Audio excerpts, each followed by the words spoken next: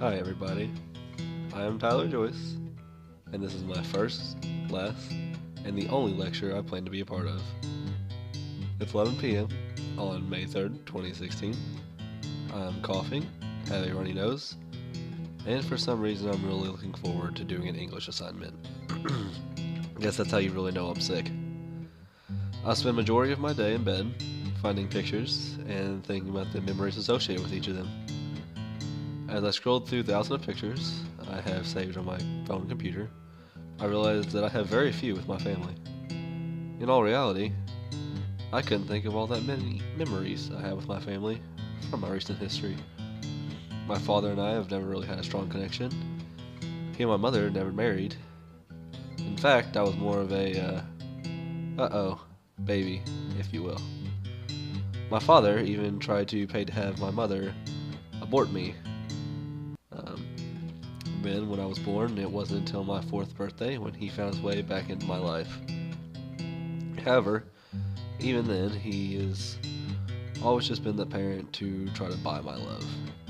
He'd take me on trips and buy me anything I ever wanted. But in all reality, I feel like he just kind of threw money at me to distract me from what's really happening. My mother, on the other hand, has always been a workaholic, if you will. She spent all her time in her 20s and early 30s working long hours to make sure that I always had a roof over my head and food in my stomach.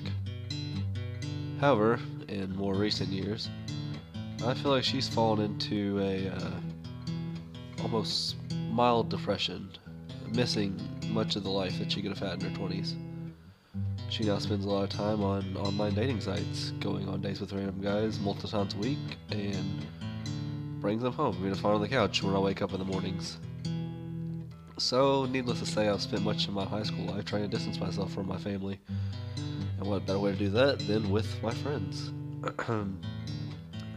Now, as you can see from nearly every picture on this slideshow, my dogs and my friends are the main focal point of my entire life.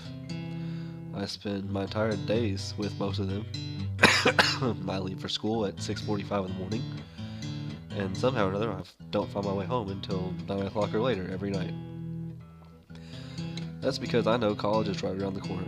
But before that happens, I want all my friends to know how important they are in my life, and I want to spend as much time with them as I can before that moment comes.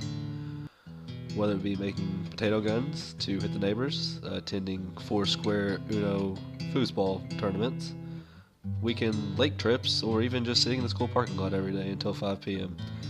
I still look forward to being around these people every day regardless of what we're doing. So if you take anything from this lecture, it would have to be to appreciate your friends and people that support you and make you happy. Because some days, when you could really use some love and support, it's your true friends that are there when it counts.